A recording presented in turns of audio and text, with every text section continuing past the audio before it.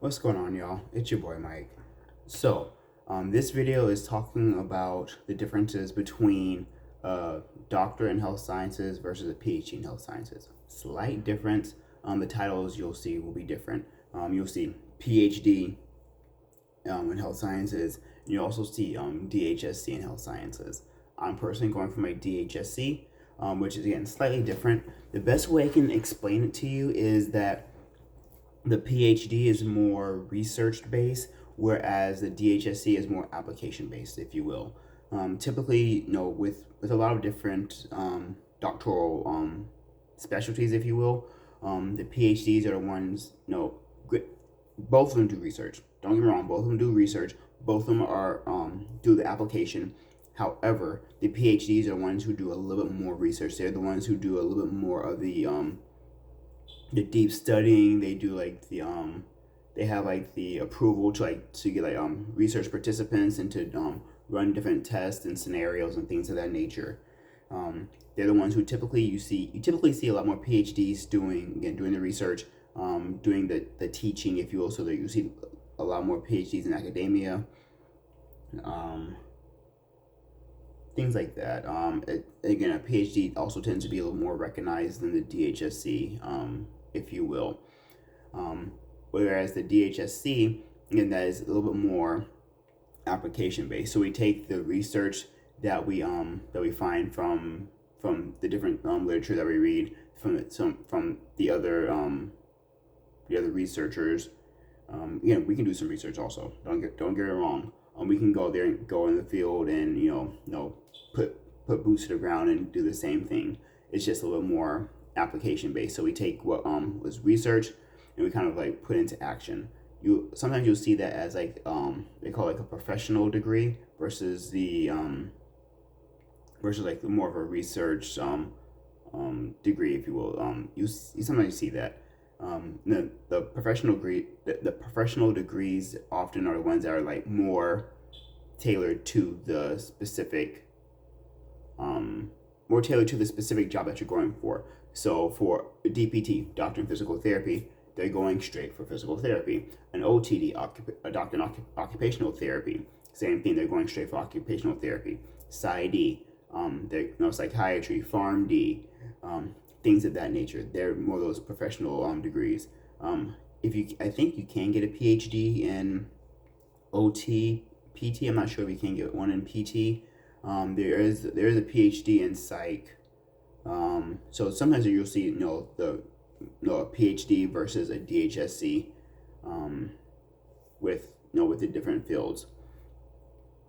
Some of the other differences that you'll see is the time length that it takes. The PhD typically takes about 4 to 7 years from what I've researched, from what I've seen. It's a little bit longer of a study process because of what's called an IRB, internal review board, if I'm not mistaken. You have to get their approval to run different studies, things like that. Because again, they're the ones who typically do a lot more of the research based. Whereas with my particular degree, I don't have to get like IRB approval because I'm not I don't have like research participants to do my overall big project. So my project is more, again, a lot more. I'm using the research that's already out there, trying to develop different conclusions based off the research that's out there, based off what I'm seeing, without getting the actual participant approval. Because again, the participant approval, that process takes a while to get the IRB approval forms and get all that stuff situated, to get your mentors' signatures.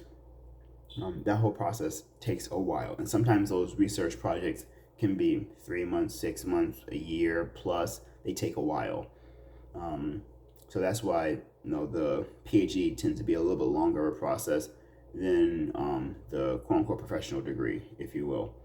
Again, it's the professional degree is pretty much people who are already working in the field, who just want that higher level education to increase their output in the actual field. If again, your DBAs, they're the ones, they tend to be already working in some kind of business field, whether it's management, whether it's finance, accounting, whatever that is, and they're just trying to get that extra step up compared to doing the research of like, okay, why is this? Why is this? Why is this? So it's being in the research field versus being on the floor of on the like behind the how do I think of this word?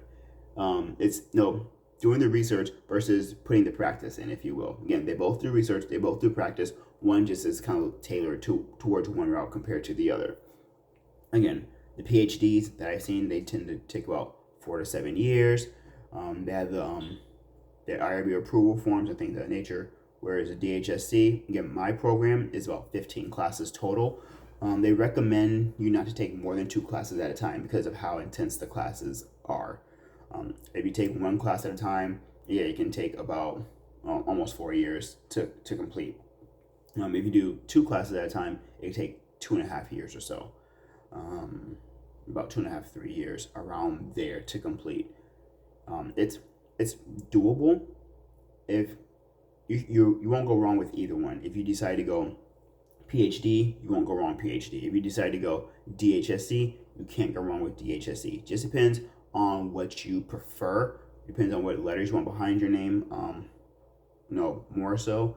Again, one tends to be more recognized than the other. So everyone's like, oh yeah, PhD. It's like, yeah, everyone knows what PhD is. But if someone pops up with a DHSc, they're like, what's that? So it just depends on what you want that recognition to be behind also. The reason why I decided to go DHSc compared to PhD is the time length also, because I am working 2 jobs. So I can't imagine myself working a full-time job and a part-time job and being in school for a PhD for 7 years. That is a lot. Is possible? Yes. Is it difficult? Extremely difficult. Because, mind you, when I was doing my MBA, I was also working 2 jobs. So I was working 2 jobs full-time, a full-time job, a part-time job, and I was also studying. So I was working, at that time my schedule was a little bit different, but I was working 6 days in a row, I had 1 day off. 6 days in a row, 1 day off. I did that I started my MBA in 2020, right before everything happened, and then I finished it in 2021. I started my DHSc. I started that in 2022, and I'm finishing up 2025. My schedule is a little bit different, but very similar. So right now I'm doing 12 days on, 2 days off. Just pretty much how things fall in line this time. But again, full-time job, part-time job every other weekend, and then full-time school. Depends on what you want. Is it hard? Yes, it's hard. Is it doable? Oh yeah, it's definitely doable. Just depends on how much you sacrifice. Because one thing that I was talking about a while ago to my dad is I was saying that I was just thinking about stuff, and I was like, life is about sacrifice. Just depends on what you want to sacrifice for what. I heard one thing and it said, your dreams become your sacrifice if you don't sacrifice for your dreams. Similar, just a different phraseology, if you will. So it just depends on what you want to sacrifice for what. You can sacrifice your free time for your degree, or you can sacrifice your degree for your free time. One thing my Kung Fu teacher said a long time ago, because I trained in martial arts for 10 years, different arts, but I mainly trained Kempo, Kung Fu, and Tai Chi. And one of the things my teacher said is, 5 years is going to pass by no matter what. Just depends on what you want at the end of the 5 years that matters. So you have to put that into perspective also. It's like, the time is going to go by. What do you want to do with the time? Do you want to go the DHSc route? Do you want to go the PhD route? Do you want to go, do you want to get a doctorate? Why do you want to get a doctorate? The time is going to pass by. It just depends on what you want to do with it. So that's some of the differences between the DHSc versus the PhD. And in a lot of different doctoral realms, you have very similar. Again, in education, you have an EDD versus a PhD in education. I'm pretty sure you can have a PhD in occupational therapy. I'm pretty sure you have a PhD in business administration. Same, your DBAs, you have your DHAs, your PhD. So very similar. Again, one tends to do more research, one is a little bit more application, but they both do both.